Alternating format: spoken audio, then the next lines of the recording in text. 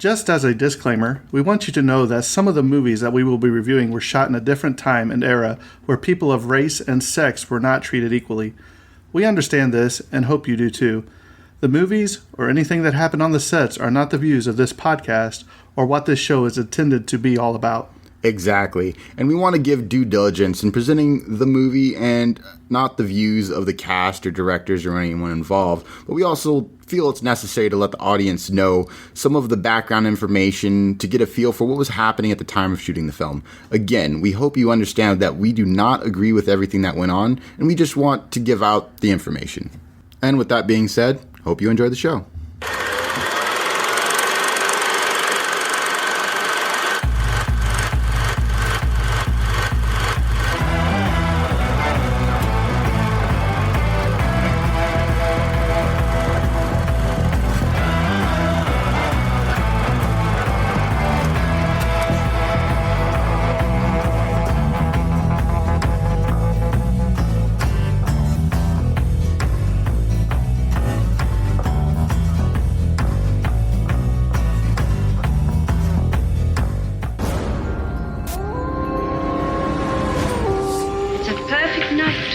And horror, the air itself is filled with monsters.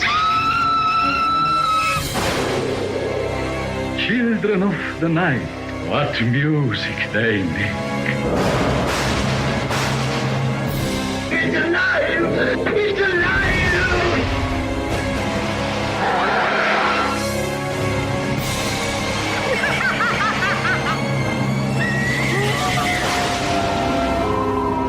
I hope you will like it. Alright guys, welcome back to the Tragedy of Cinema podcast. I'm your host Jimbo, and my co-host is Terrence, the one and only. This will be the Universal Monster wrap-up show. So Terrence, why don't you go ahead and give me just your overall thoughts right now on the whole experience that you've experienced watching the Universal Monsters for the very first time. It was a very pleasant experience. Typically, unless recommended, I don't dive into older movies that are a lot unless of I tell you we're doing it for the podcast. And make you nowadays, yeah, it's for the podcast. But before the podcast, as far as my experience with older movies, I've either seen them through recommendations or I've seen them in class. Other than that, haven't really dove too much, which is why these ones passed me by. But going and watching these, I had a lot of fun. They were really interesting to watch, save for the very first one. Which, by first one, I mean Hunchback of Notre Dame. But other than that, no, I definitely, it was a joy to watch them. And I'm really glad that this podcast brought me to watch those movies. Right, and I hope it brought some other people that may have never seen them and gave them a shot. Doing these, just from when I was a kid, I remember my dad watching them with me or showing, hey, you need to check this one out. Even my grandma was big into them. So just all the memories that came back from when I was a kid, and it was fun watches. I loved it. So, Terrence, I figured we would go ahead and give out some, we'll call them the tragedies, kind of like the Dundies from The Office. These are the tragedies. These are the awards that we would present if we were giving away, well, we are giving away our awards to whatever. So, especially because all of these only really received awards from their DVD collections and not nothing. Collection. So we want to make sure we give them their just, absolutely, dues. Yeah. So, Terrence, when I tell you what I'm looking for, then I want to explain why you chose them for the category that we're doing. Gotcha. Okay? And then I'll give you mine. So, Terrence, out of all the movies that we have watched, all the Universal Monster movies, who deserves the tragedy for best movie of all of them, and why? Ooh, that's a tough one. Well, we're going to start right out of the gate with the MVP of the, we want to know. I honestly just there's no ties. You can't tie. You can't pass out two. I won't. I'm looking at it like an actual award. And this is just based off of us talking with Kyle and then talking with some of my coworkers, talking about Universal Monsters. But it's almost unanimous that the best one that everybody enjoyed, 100%. And then one we've all enjoyed, too, was The Invisible Man. Great movie. Great he did such effects. A good job in that movie. Amazing acting. Oh my gosh. That dude acted his heart out, and it was great. So yeah, Invisible Man. That's what I give it to. Yeah. If I have to break them down to say what was the best movie, not performance, but the movie, Invisible Man's up there. But I think the more entertaining, because you don't have the screaming lady half the time, I'm gonna have to go with probably the Wolfman. Gotcha. And the reason I say that is because the story that it told of the guy and his family struggling, he's been gone for a while. He comes back, and then the ending when he kills his son. It does tell a very well thought out story. Just tells you and kills you. And I just think there's a lot of details that you understand and get. And don't get me wrong, I love The Invisible Man too, and I think that might be my favorite now. I guess, but I think if I'm giving out an award, the best one that captivated me and that I loved, and I think the makeup and the story, and there was no break in the filming. Sometimes you see like in Dracula, the lady in white, and you have no idea who she is, where she came from, and it's just thrown in there where they cut it. You feel like there was some missing footage or something. I think the Wolfman was the one out of all of them that told the story the best. That's true. So that's my try. I was giving best based off popularity, really. Right, just from everybody we've talked to. Yeah, because most people, if you've seen one Universal movies, you've typically seen a good chunk of them, and that's the one that everybody's really enjoyed. All right, for the second tragedy, the tragedy for the best actor in their performance. Oof. Okay. Let's see. That's a tough one. This is a really tough one because they're. I'll go first on this one. Okay, yeah, go ahead. I would have to give the best actor performance. It's got to go to Bela Lugosi. Dracula, the stare, the talk, the whole demeanor. I mean, just the lighting in his eyes, the look, the way he talks, the interaction with the people. I'm giving it to Dracula and Bela Lugosi. I was thinking the same thing because I'm looking at. I was thinking between Bela Lugosi and. I know you're a big Boris Karloff fan of The Mummy. Yeah, exactly. So I was thinking Boris Karloff and Bela Lugosi, but when I think of the two, Boris Karloff he's good, but he's almost like a one shot. Like he kind of he's been typecasted for sure. Like he kind of plays the same kind of like. I guess I can really tell it's Boris Karloff versus like Bill Lugosi. He's more dynamic of an actor, in my opinion. Given I haven't seen their whole repertoire. But what I'm saying is Bela Lugosi usually just plays vampire / Dracula type roles. Except in The Wolfman when he did play the gypsy guy that was the original the Wolfman. He was the original one until he gets killed by Lon Chaney. But for me, it's Bela Lugosi. Yeah. I agree with that. I mean, you want to kind of say Claude Rains for The Invisible Man, but you don't see him. You just see his voice. I guess that was the only thing was amazing, voice and the way he acted it. But yeah, I guess it's hard to give a best act when you're not seeing the whole act, if that makes sense. Because, when you're acting, you're not only having a convincing voice, but, the convincing emotions and everything else on screen. Now, given... it would be unfair to say, like, I'm dismissing him because you couldn't see him. But it definitely... it's the only thing I've seen of him. But because he was the Invisible Man. Exactly. But, I mean, his performance was excellent. But just based off, like, all the other movies. I really thought you were going to go with the guy that played Van Helsing in half the movies we watched. He was great. Unfortunately, he didn't have... I guess he would be like the best supporting actor. I would definitely put him for best supporting. I think that's fair. The best actress, there's only one choice, and that is Screaming Hands Lady. So we won't even touch it. All right, Terrence. The tragedy for the most entertaining movie. Most entertaining would be whatever you want it to be. It's Invisible Man. Is it? It was so. I found myself like laughing out loud. And then, you know what? I would say... I would have to say The Bride of Frankenstein for the most entertaining. That's true. It was very entertaining. Because there's just scenes in there, when you got the sheep shepherdess or whatever, she falls in the water, he's like, and he's like, wine, good, and he starts talking and all that. And then, it is the more And then quotable. The Bride of Frankenstein at the end, she's like kissing and all that. I would have to say that Bride of Frankenstein was probably the most entertaining that we watched. It is more quotable, too. I wouldn't say it's the best movie, but I just think it's hilarious. So I gotta give it to him. It really is. All right.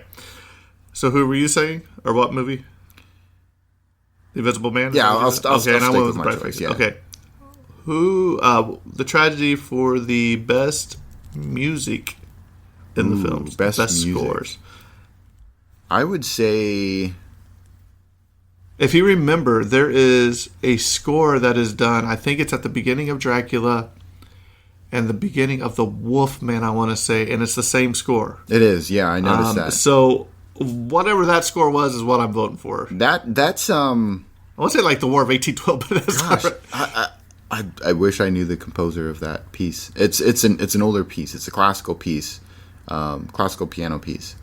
Yeah. But I'll have to go back and listen to the episode to get the name because of it. it's funny because I heard the song and I'm like, I know this song. It's a famous song, iconic. right. It's famous. So famous we don't remember it. I know. Right? But unfortunately, like I personally thought you were going to say The Creature from the Black Lagoon just for the creature's music. Oh man!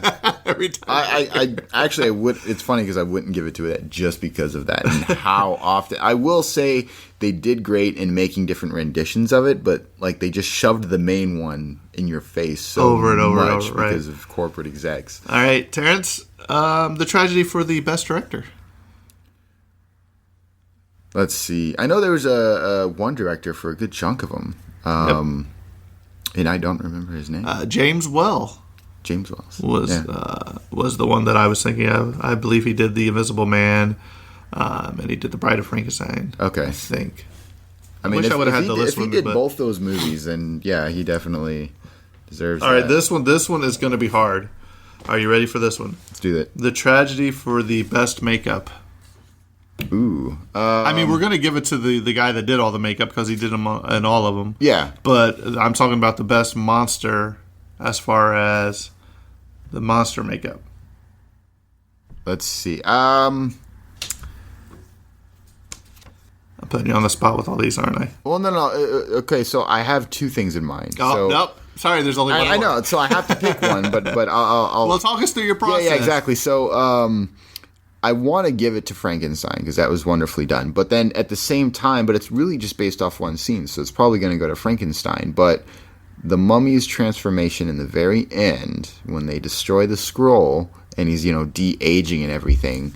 Well, the same could be true of the Wolfman great. When you see him transforming and then, too. The transforming of the Wolfman was great. But I feel like that particular scene in the Mummy was just like amazing work, and like that had to have been done multiple times in order to get that effect. You know what I mean? Right. So you're having him put on. But you remember in Frankenstein, he actually had the things taken out. Yeah, he did take out those. And he had gave him the sunken cheek look and all that stuff.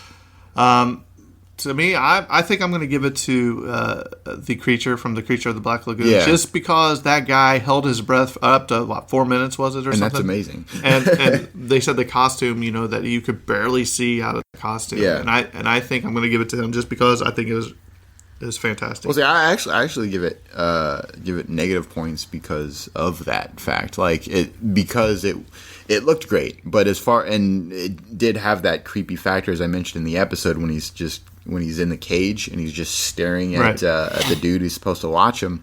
That creeped me the heck out. Which is funny because I found it funny that like Kyle found it funny, and then I found it just creepy. And I thought it looked cool. So I mean, it's like three different perspectives of it. But as far as like functionality, definitely hindered, I think, more than helped, especially when it came to the vision, which they did fix later in later Creature of the Black Lagoon. I guess it would be more of a costume than makeup. Yeah. If that's true. Then if that's the case, then I'm going to have to go with probably Frankenstein, just because he sat there for like 6 hours or 8 hours a day just to get the makeup. And even the Bride of Frankenstein, she sat there for 3 hours just to do her face. Oh yeah. And I'm like, and then like what she had to go through for like 3 minutes of screen time. Right. Man. Total. Yeah.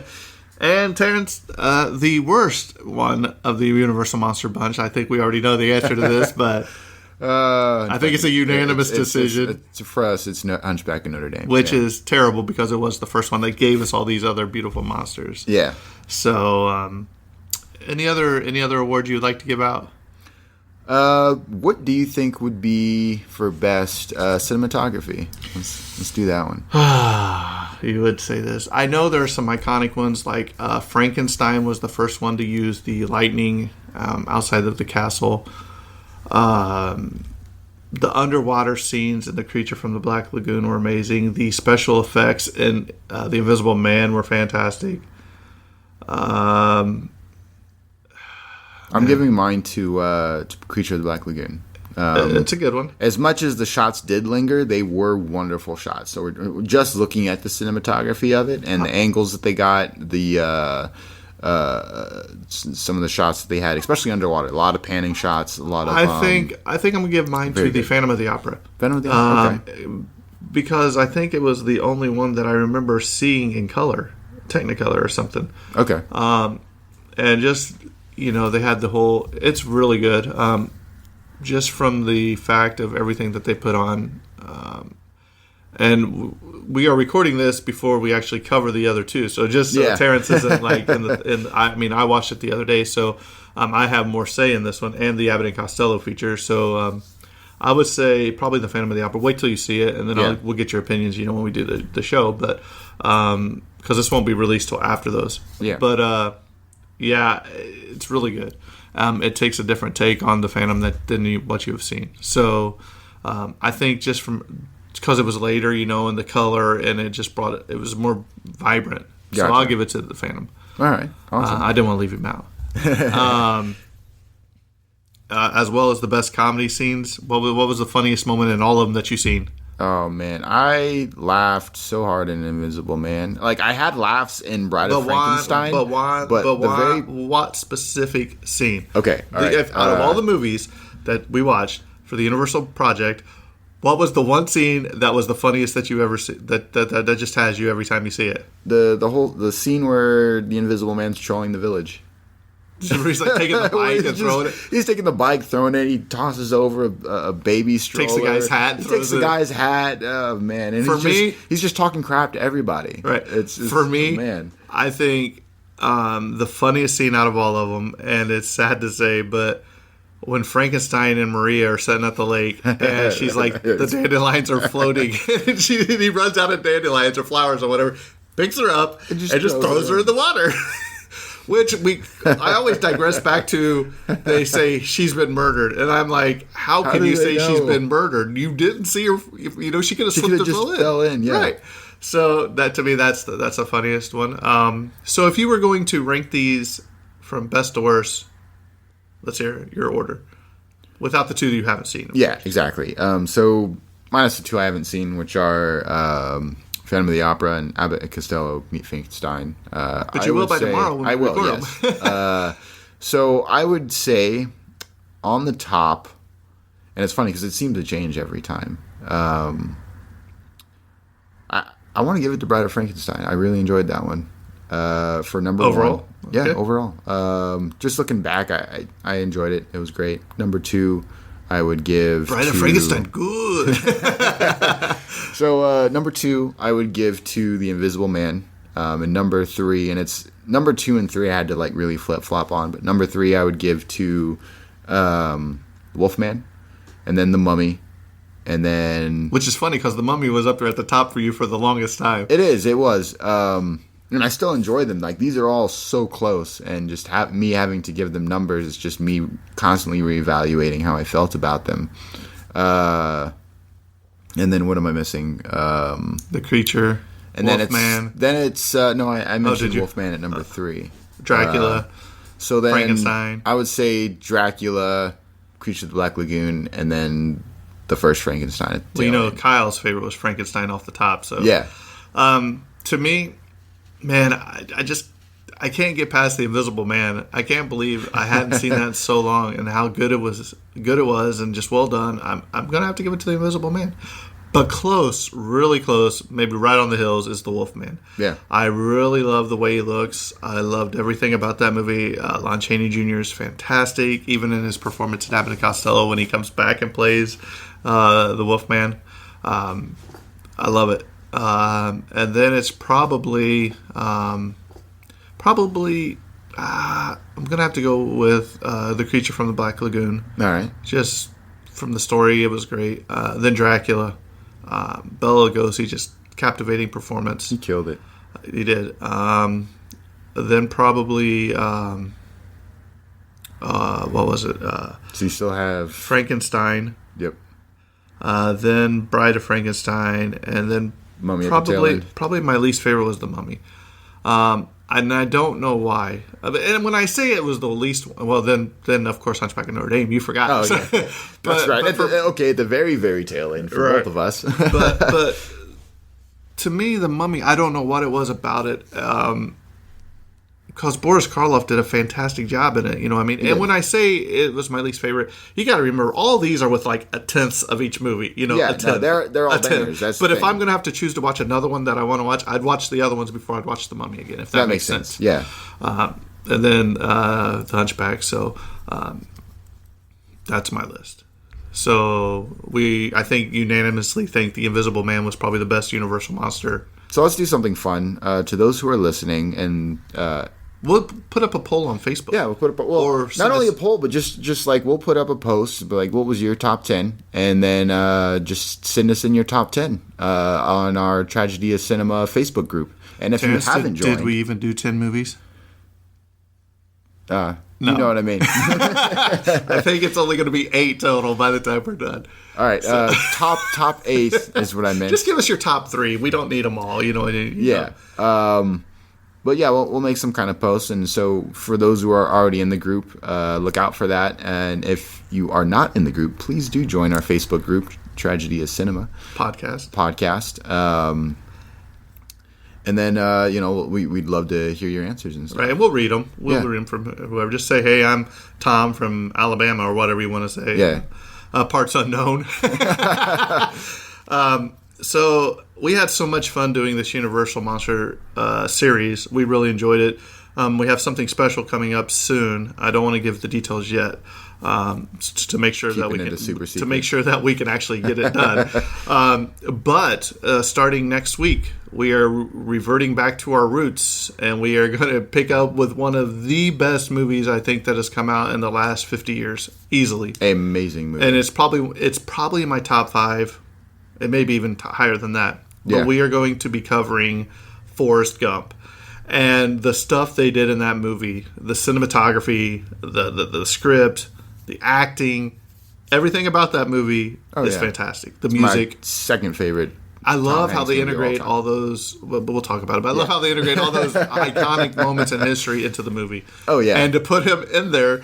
In each one. Yeah, it's just amazing. So good. I can't wait to cover it. Be on the lookout for Forrest Gump next week. So, with that being said, I think we're wrapping up the Universal Monster Movies series. It's been fun. It's been real. It's been great for Terrence to get to experience some of these older movies.